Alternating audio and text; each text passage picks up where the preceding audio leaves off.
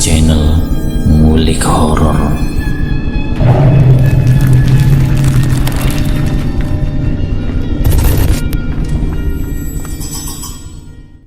Assalamualaikum warahmatullahi wabarakatuh. Jumpa kembali di channel Ngulik Horor. Channel kami menceritakan tentang kisah-kisah misteri yang mungkin bisa menemani agan-agan dan sista semua. Dalam kesempatan kali ini saya akan membawakan kisah misteri yang diambil dari Kang Asep Hidayat. Kalian juga dapat mengunjungi laman beliau langsung ya. Nanti link saya akan sediakan di kolom deskripsinya. Yuk, daripada kita lama-lama, langsung saja kita simak ceritanya. Kali ini saya akan membawakan kisah misteri yang berjudul Tangisan Pilu Kakakku dari Alam Kubur. Kali ini aku akan menceritakan satu kisah nyata yang terjadi di dalam keluargaku, yang begitu menyedihkan dan masih bergenre horor. Januari 2011, malam itu aku bersama keluarga kecilku tengah asik bercengkrama dengan penuh bahagia. Maklumlah, kami baru kedatangan ibu tercintaku, yaitu nenek dari anak-anakku, dari kota Pekanbaru Riau. Usai melaksanakan sholat fardu maghrib, kami lanjutkan dengan makan malam bersama di ruang makan. Selesai makan malam, kami pun melanjutkan dengan mengobrol di teras samping rumah. Karena di teras suasananya lebih segar dan nyaman. Karena memang sengaja rumahku didesain senyaman mungkin buatku dan keluargaku. Kami bercerita tentang banyak hal, sambil sesekali diselingi candaan yang tentunya membuat suasana saat itu semakin terasa hangat dan tentunya bahagia. Hingga tiba-tiba saja, kring-kring, telepon genggamku berdering. Kulihat di layar HP-ku tertera nama adikku kedua. Dia menelponku. Ibuku yang biasa kami panggil Umi sempat bertanya kepadaku, "Siapa yang nelpon, Yat? Komandanmu ya?" Umi berpikir yang menelponku itu dari komandanku. "Bukan, Mi, ini dari Susi," jawabku. Singkat cerita, panggilan telepon dari adikku Susi pun aku angkat. "Assalamualaikum," salamku. Namun yang ku dengar dari adikku Susi di sana bukan jawaban salamku, tapi tangisan histeris. Tentu saja hal itu membuat aku terkejut. Aku sadar saat itu pastilah ada berita buruk yang akan disampaikan adikku. Lalu aku beranjak berdiri dan berjalan naik ke lantai 2 rumahku. Karena aku takut terdengar oleh Umi jika memang ada berita buruk. Aku takut akan membuat Umi syok. Dengan perasaan heran serta penasaran, ada apa gerangan Susi menelponku sambil menangis hingga sekeras itu. "Halo dek, ada apa? Kenapa kamu menangis?" Aku pun berusaha bertanya, ingin tahu apa sebenarnya yang telah terjadi. "Aa," sebutan untuk saudara tua laki-laki orang Sunda. "Aa, Teh Iis meninggal, barusan kecelakaan." Mendengar berita duka itu, hati dan jantungku serasa copot dan remuk rasanya. Teh Iis adalah kakak tertuaku yang tinggal di daerah Bangkinang Riau. Pokoknya harus pulang ya. Susi bingung, harus berbuat apa ini? Pulang ya, rengek Susi sambil menangis pilu. Dengan tanpa terasa, butiran bening mulai menetes dari sudut mataku. Ya, walau aku laki-laki tapi tetaplah tidak bisa menahan tangis. Ketika saudara kandungku berpulang, aku pun dengan pasti menjawab permintaan adikku. Iya dek, akan pulang ke Pekanbaru secepatnya, jawabku. Sekarang adek yang sabar ya, yang tenang ya. Lalu telepon aku tutup. Setelah selesai bicara dengan adikku di telepon, sesaat aku jadi bingung. Apa yang harus aku sampaikan kepada Umi? Karena aku takut jika saat ini aku sampaikan kepada Umi, pastilah beliau akan shock. Demikian dalam pikiranku berkecamuk. Aku panggil istriku dari atas. Mungkin istriku bisa memberi solusi. Tidak berselang lama, istriku pun menghampiriku di balkon lantai 2. Aku pun menceritakan kepadanya kabar duka ini. Istriku pun sangat terkejut mendengar berita dariku. Lalu kami memutuskan agar malam ini tidak memberitahukan kepada Umi. Dan besok pagi kita berangkat untuk pulang ke Pekanbaru. Setelah selesai merencanakan semuanya untuk besok pagi, kami pun kembali turun dan bergabung lagi di teras samping rumah. Tidak lupa aku cuci muka terlebih dahulu, agar Umi tidak curiga kalau aku baru saja selesai menangis. Singkat cerita, setelah sholat subuh barulah aku bicara kepada Umi kalau kita semua jam 7 pagi nanti akan berangkat ke Pekanbaru. Namun masih tetap aku belum menjelaskan kenapa tiba-tiba mau pulang ke Pekanbaru. Umi sempat heran dan bertanya-tanya, kenapa dan kenapa? Sementara Umi baru saja 1 malam sampai di Natuna ini. Aku berusaha memberikan alasan yang walaupun sulit, tapi akhirnya bisa diterima. Tepat jam 7 pagi akhirnya kami berangkat menggunakan pesawat dan transit di Bandara Hang Nadim Batam. Naas pesawat yang akan melanjutkan penerbangan kami ke Pekanbaru ada kerusakan dan harus diperbaiki. Aku merasa gelisah saat itu. Bagaimana tidak, jika aku sampai terlambat maka semakin lambat proses pemakamannya. Berkali-kali aku bertanya ke loket pesawat, kapan bisa diberangkatkan? Jawaban dari mereka masih sama dengan sebelumnya. Belum pasti pak, tapi secepatnya akan diberangkatkan. Aduh, gawat, gimana ini? Keluhku. Waktu menunjukkan pukul 3 sore. Akhirnya diumumkan agar penumpang pesawat dengan nomor penerbangan tujuan Pekanbaru agar segera menaiki pesawat. Walau kesal campur aduk, aku merasa lega akhirnya berangkat juga. Pukul 4 sore tibalah kami di Pekanbaru dengan mengurus bagasi dan sebagainya. Akhirnya kami keluar dari bandara dengan menggunakan taksi jam 4:30.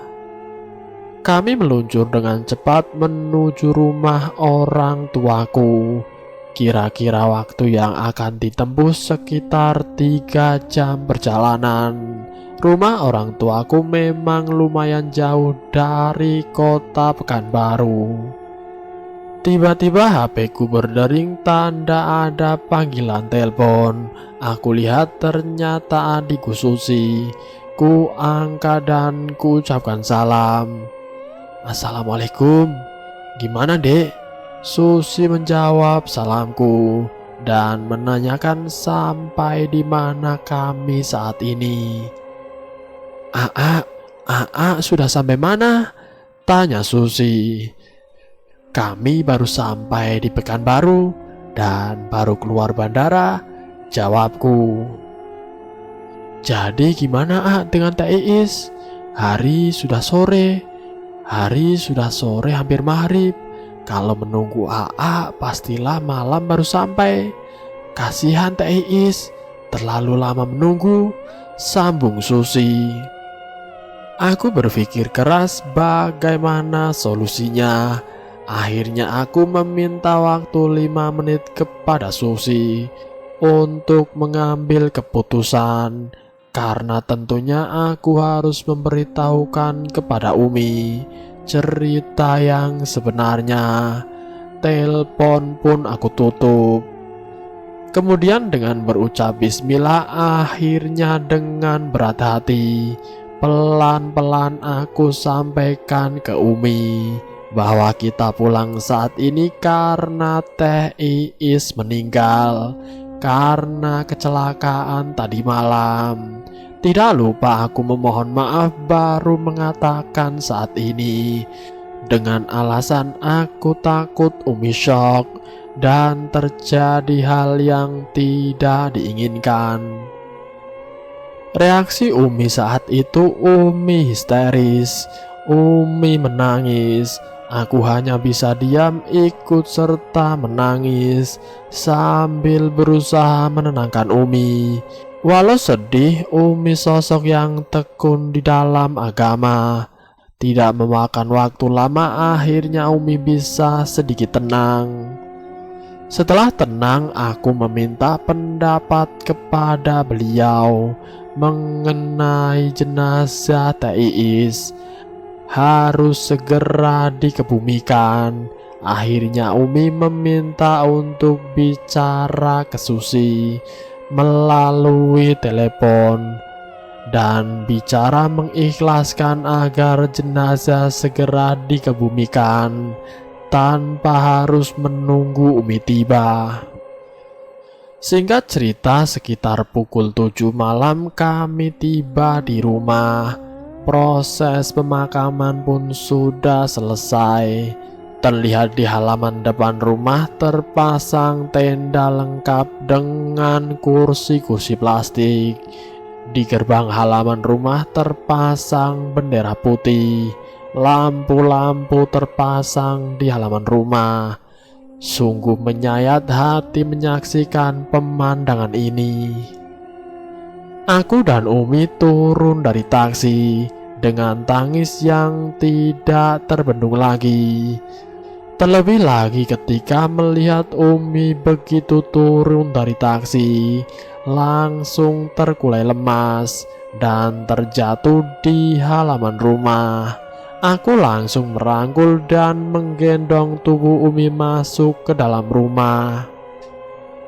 Tangis pilu kembali memecahkan suasana saat itu.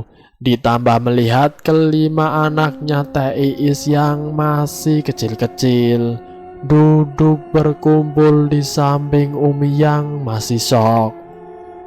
Di sudut ruang keluarga di mana Umi terbaring lemah duduk seorang laki-laki hampir separuh baya yang duduk sambil menundukkan kepala. Tanpa sengaja Umi melihat ke arah laki-laki itu dan tiba-tiba Umi bangkit dari terbaringnya. Bahkan seperti mendapat kekuatan, langsung berdiri lalu menghadiri laki-laki itu sambil berucap kuat bahkan membentaknya. "Hei, sekarang kamu puas kan? Kamu sudah membunuh anakku dengan keji. Kau bunuh anak dengan perlahan.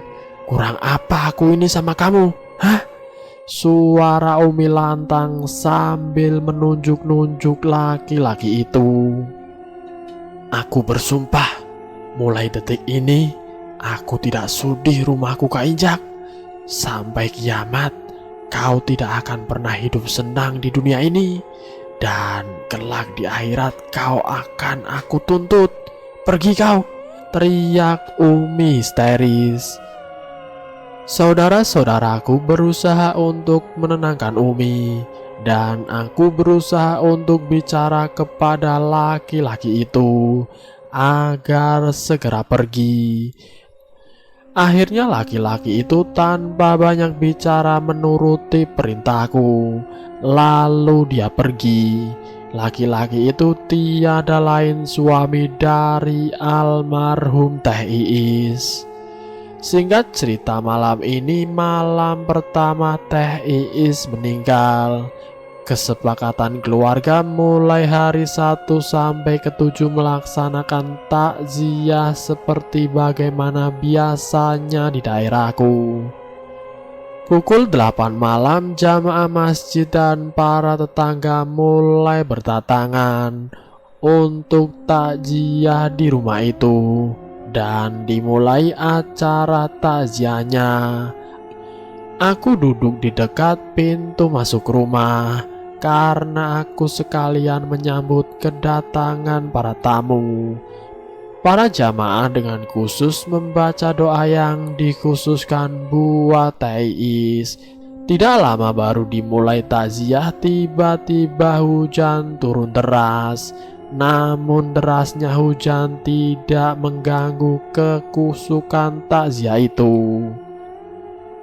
Tiba-tiba samar-samar ku dengar seperti ada suara geraman dari luar rumah, tepatnya dari depan rumah, tidak jauh di mana aku duduk di dekat pintu. Awalnya tidak kuhiraukan, mungkin suara anjing pikirku. Namun suara geraman itu tidak berhenti, sehingga memaksa aku untuk memelingkan mukaku ke arah luar depan rumahku. Astagfirullah. Sontak aku terkejut menyaksikan apa yang kulihat di luar sana. Mendengar aku istighfar dengan suara setengah berteriak tentulah membuat para jamaah memandang ke arahku. Ada apa, Pak? Pak Imam bertanya kepadaku. Aku tidak bisa menjawab pertanyaannya karena mulut serta badanku seperti sulit digerakkan. Di luar sana aku melihat 3 sosok makhluk tinggi besar dengan tubuh dipenuhi bulu-bulu hitam. Matanya merah menatap tajam ke arahku. Namun keterkejutanku tidak sampai di situ. Tiba-tiba kilapan cahaya kilat yang diikuti petir menggelegar hingga menyilaukan pandangan mataku, menyambar makhluk-makhluk hitam itu. Kulihat 2 makhluk hitam itu terbakar hangus disambar petir, menyisakan percikan api dan asap bau sangit. 1 makhluk lagi berhasil kabur dengan jeritan mengerikan. Kejadian itu disaksikan semua jamaah. Sejak kejadian aneh dan menakutkan itu membuat suasana sedikit kacau. Namun Pak Ustadz dapat memulihkan situasi, lalu melanjutkan ritual takziahnya. Singkat cerita, acara takziah malam pertama pun selesai dan dilanjutkan sedikit tausiah dari Pak Ustadz. Berangsur-angsur para jamaah berpamitan pulang. Tidak lupa aku mengucapkan banyak terima kasih kepada para jamaah. Di luar kini menyisakan rintik hujan. Dirasakan suasana terasa dingin, seakan turut berduka. Cuaca yang dingin membuatku terasa ingin buang air kecil. Aku pun beranjak ke toilet yang berada di dekat dapur di belakang. Aku masuk dan menutup pintu toilet. Ketika baru selesai dan aku menyiram kloset, tiba-tiba aku mendengar sesuatu dari belakang rumah. Ya, itu seperti suara tangis seorang wanita. Tangisan itu pelan begitu menyayat hati. Jujur sesaat bulu kuduku meremang, tapi aku bukanlah seorang yang penakut. Aku berusaha berpikir positif. Aku keluar dari toilet lalu menuju ke pintu belakang. Perlahan aku membuka kunci pintu dan kubuka pintu sedikit.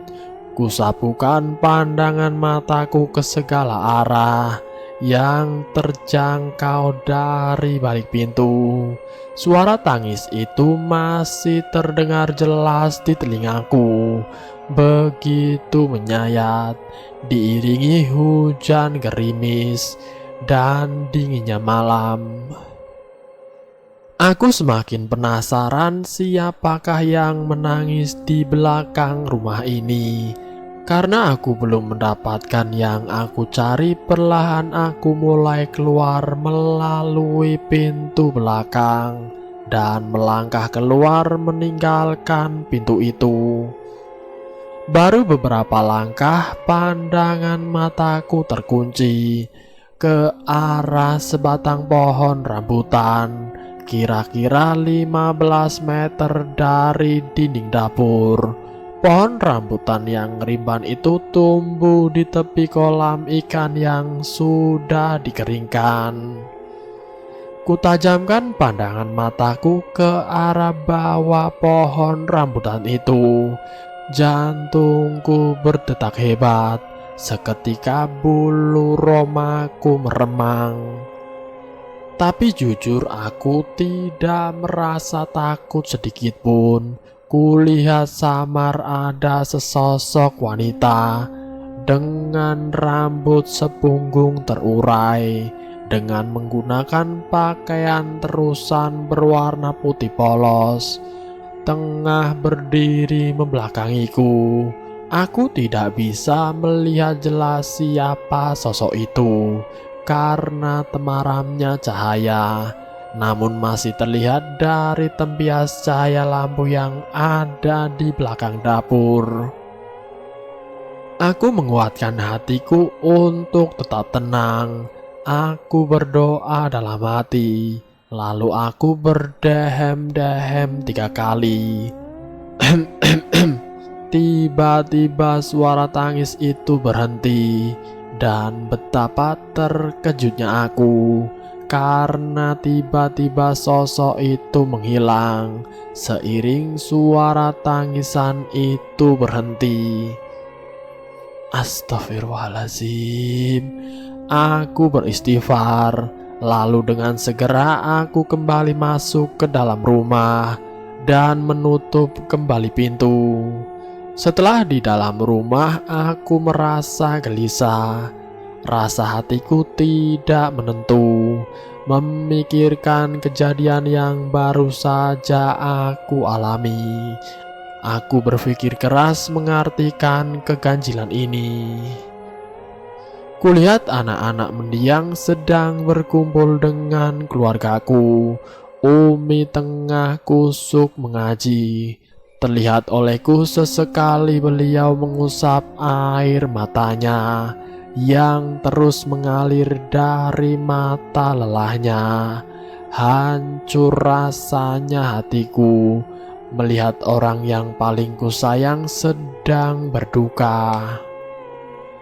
Pikiranku kembali menerawang memikirkan penampakan serta tangisan itu. Tiba-tiba benakku mengatakan bahwa ada sesuatu misteri di dalam kehidupan mendiang kakakku sebelum ia menghadap Sang Ilahi. Aku harus memanggil anak-anaknya untuk mencari tahu apa sebenarnya yang terjadi. Lalu aku memanggil anak-anaknya mendiang, yaitu anak pertama dan anak ketiga. Kedua anak ini perempuan yang umurnya masih di bawah umur. Anak pertama saat itu umur 16 tahun dan anak nomor 3 13 tahun. Namun fisik mereka tumbuh bongsor sehingga dengan usia yang masih sangat muda tapi terlihat besar dan dewasa. Kuajak kedua keponakanku ini ke suatu kamar yang letaknya menghadap ke bagian belakang rumah orang tuaku. Kamar itu bekas kamarku dulu. Di kamar itulah aku mencoba mengajak cerita kepada kedua keponakanku itu dengan lembut dan sabar. Lalu aku bertanya kepada mereka, apakah ada sesuatu yang mama dan kalian rahasiakan kepada kami? Karena Om merasa yakin pasti ada sesuatu yang kalian rahasiakan ke kami. Kedua keponakanku hanya diam dan tertunduk. Sesaat suasana hening. Di luar rumah rintik hujan masih terus membasahi bumi. Secara perlahan seakan bumi turut menangis. Tiba-tiba jantungku kembali berdebar. Sayup-sayup ku dengar suara tangis pilu itu lagi. Kini ku dengar terasa dekat. Karena tepat di balik jendela kamar itu pohon rambutan, yang dimana tadi kulihat sosok itu berdiri. Aku bangkit dari dudukku lalu dengan perlahan kusibak sedikit tirai jendela. Lalu kuarahkan pandangan mataku keluar jendela. Hatiku semakin berdebar saat mataku tertuju pada sosok bayangan yang kulihat tadi. Kini kurasakan perasaan sedih dan pilu. Mendengar suara tangis itu bukan rasa takut. Terlihat jelas wujud sosok yang sedang menangis itu. Yah, itu Teh Iis kakakku. Saat itu aku hanya berkata dalam hati, "Yang sabar ya Teh, semoga Teteh di sana bahagia. Biarlah urusan di dunia ini kami yang menyelesaikan apa yang Teteh belum diselesaikan." Lalu aku kembali menutup tirai itu dan kembali duduk di atas ranjang, membelakangi jendela. Aku kembali berbicara kepada kedua keponakanku. "Kalian dengar, di luar sana ada suara orang menangis." Kata itu yang kumulai ucapkan. Kedua keponakanku mengangkat wajahnya dari sikap menunduk. Lalu mereka sama-sama mengangguk. Tanda mereka berdua juga mendengar tangisan pilu itu. Kembali aku berbicara. "Kalian tahu itu siapa?" Tidak ada jawaban dari mulut mereka. Hanya isak tangis yang keluar dari mereka. Tidak tega rasanya hati ini. Tapi ini harus aku lakukan. Aku pun meneruskan bicara. "Lihat Om, kalau kalian tidak tahu, Om kasih tahu. Itu mama kalian yang menangis. Mama ingin kalian jujur dan kasih tahu pada kami apa yang kalian rahasiakan. Karena itu yang membuat mama tidak tenang di sana. Kalau kalian tidak sayang dan kasihan sama mama, ya sudah, tidak usah cerita sama Om. Tapi kalau kalian sayang, Segera cerita sama Om sekarang juga, biar Mama di sana bisa tenang, ucapku menjelaskan. Singkat cerita, kedua keponakanku menceritakan semua yang mereka rahasiakan kepada kami. Mendengar cerita dari mereka mendidih rasanya darahku. Aku merasa sakit hati, emosi benci bercampur aduk. Biadab, bajingan, kubunuh kau. Aku menahan geram. Kutinjukan tanganku ke dinding kamar. Saat itu aku tidak merasakan sakit, namun sesaat terlihat darah menetes dari tanganku. Tanganku terluka dan bengkak. Aku tidak pedulikan itu. Ku peluk kedua keponakanku itu. Begitu berat penderitaan kalian, Nak. Kenapa kalian tidak cerita kepada kami sebelum terlambat? Sesalku. Kedua keponakanku hanya menangis. Tiba-tiba pintu kamar diketuk dari luar. Lalu kubuka dan ternyata Umi yang datang. Mungkin karena suara gaduh tadi hingga terdengar Umi. Dengan wajah heran Umi bertanya kepadaku, "Ada apa, Yat? Kok ribut-ribut? Terus kenapa tanganmu bengkak dan berdarah?" Tanya Umi kepadaku. Aku cepat-cepat menyembunyikan tanganku di balik tubuhku. "Ah, tidak kenapa-kenapa kok, Mi," jawabku. "Mi, ayo kita mengumpul di ruang keluarga. Ada yang mau Daya ceritakan?" Pintaku seraya ku peluk bahu Umi dan ku ajak keluar kamar menuju ruang keluarga. Di ruang keluarga ternyata sedang berkumpul semua keluargaku, kakak-kakakku dan adik-adikku. Di sini aku jelaskan aku anak 5 dari 10 bersaudara. Anak ke-1 almarhum Teh Iis, kedua almarhum Teh Ayi. Beliau meninggal tahun 86. Ketiga Teh Nunung, keempat Aa Deden, kelima aku Dayat. Keenam dan 7 adik laki-lakiku meninggal ketika masih kecil. Ke-8 adikku Neneng, ke-9 Susi, ke-10 Vera.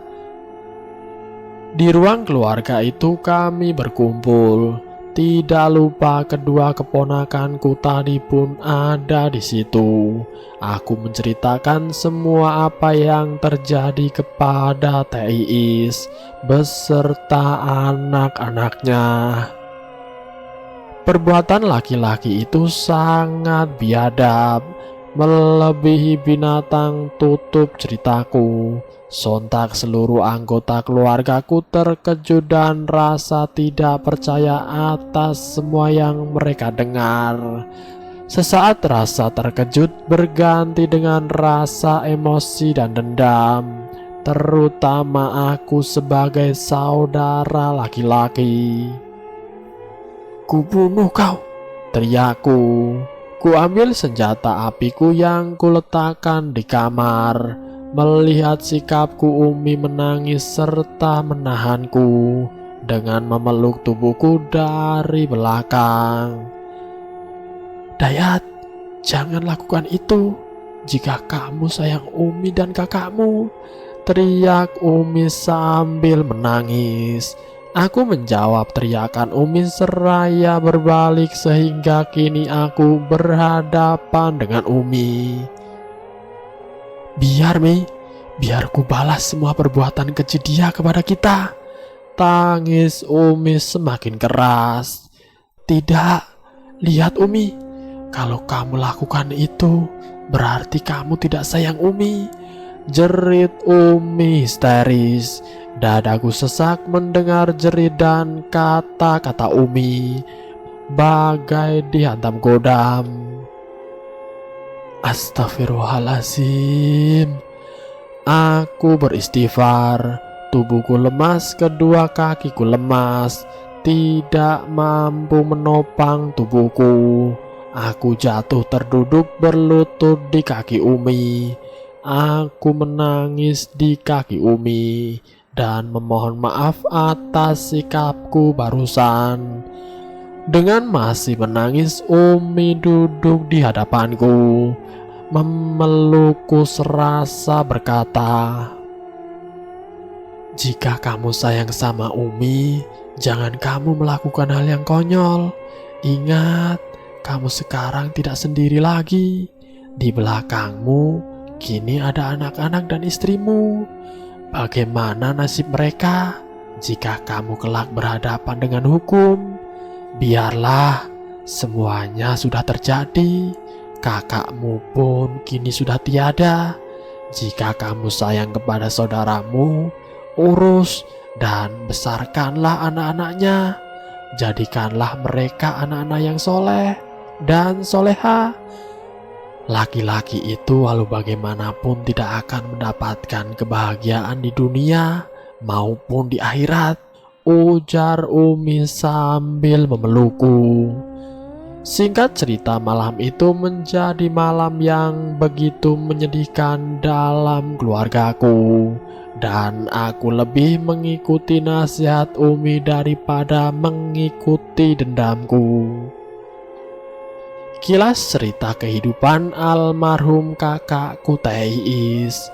Beliau seorang perempuan desa yang lugu, namun memiliki cinta yang tulus dan kesetiaan kepada pasangannya.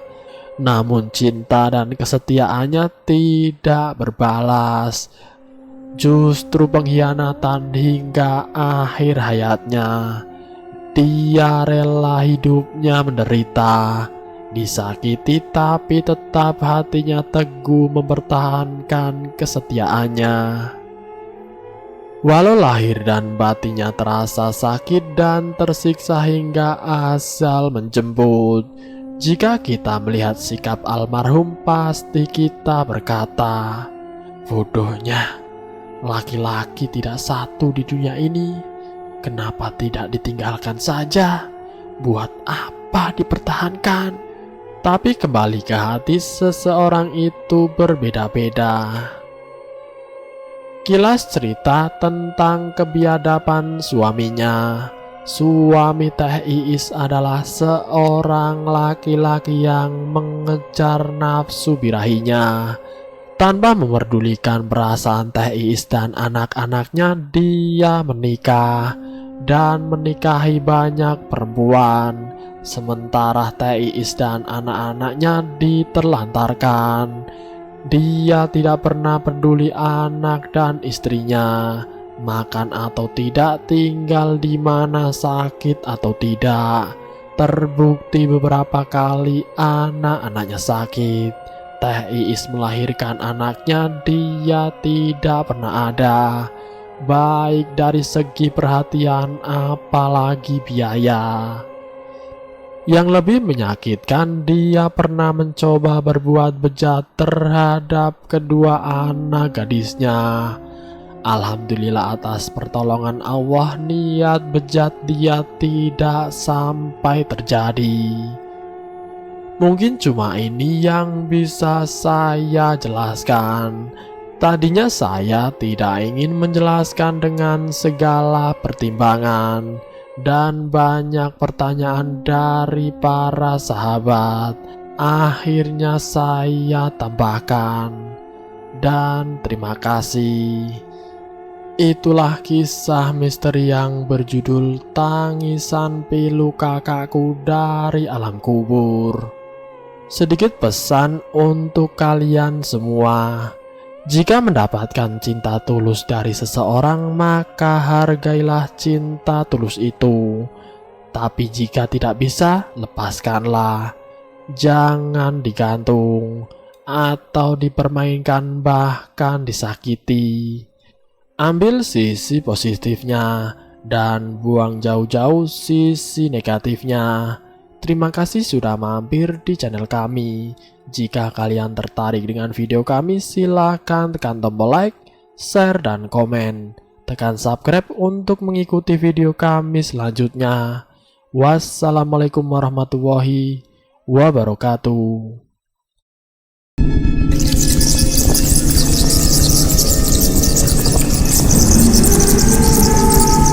Selamat datang di channel Ngulik Horor.